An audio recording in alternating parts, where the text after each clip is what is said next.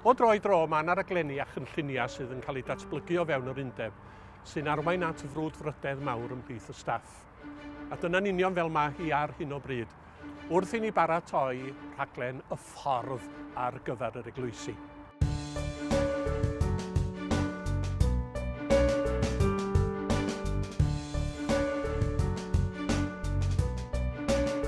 Mae'r ffordd yn raglen gynhyrfus. Yn seiliedig ar fideo, ar drafod, ar siarad, ar rannu syniadau, mi fydd pobl yn ymgodymu am materion ac yn cynnig atebion, a gadwch ni fod yn onest a dweud na fydd yr atebion ddim bob amser yn beth sa ni yn alw yn iawn. Ond o leia mi fydd pobl yn siarad am y ffydd, yn clebran am Iesu Grist. Ac os llwyddwn ni i gael eglwysi ac unigolion i wneud hynny, mi fydd yr rhaglen yma yn llwyddiant.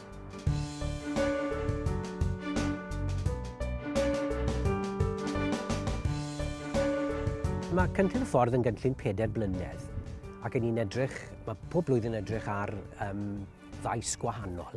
Dwi'n dechrau blwyddyn cyntaf gyda'r Beibl, so ni'n credu bod hwnna'n sylfaenol ac yn ganolog.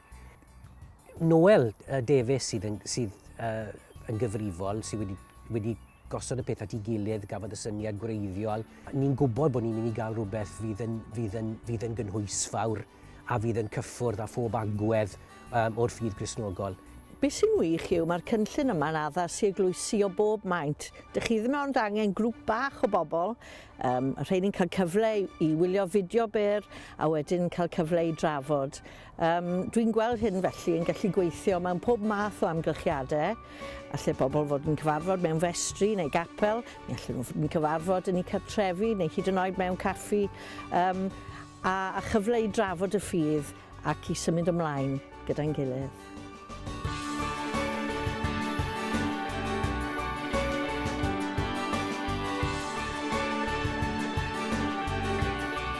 Dyna un o'r cryfderau o gael ar y we.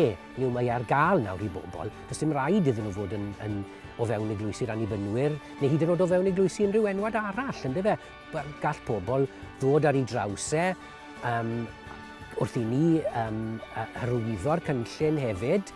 Mae pobl yn mynd i glywed amdano fe. Ac yn gallu, mae pobl falle sydd wedi cefnu ar grefydd traddodiadol, wedi cefnu ar gapel ac eglwys, ond sydd â dal a rhyw faint o ddiddordeb yn y ffydd, sydd dal yn teimlo rhyw ysbrydolrwydd mewn rhyw ffordd neu gilydd, maen nhw'n gallu wneud defnydd ohono fe.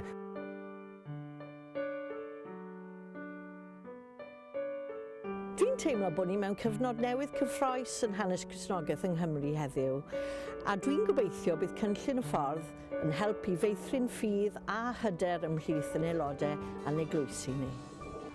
Mae'r ffordd yn cael ei lansio ymhlith yr eglwysi yng nghanol mis Medi 2016. Mi fydd yna lansiad yn y de, y Methania, Tymblycha, a lansiad yn y gogledd yn y Capal Coffa, Ffordd Llandudno.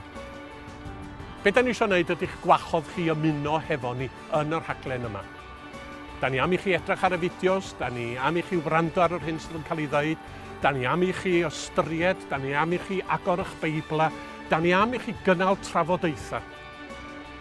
Mwyn gweld, fedrwn ni droi y llanw yn plith ni'n hunin, a thrwy hynny fod yn arfa gwell yn mrwydr yr Efengil yng Nghymru. Dwi'n eich gwachodd chi i ymuno â mi, i ymuno ar undeb yn y gwaith yma, i ymuno ar cyfundebau a'r undeb. Mae yna dasg fawr o'n blaenau ni, ac amser cynhyrfus dan law Duw.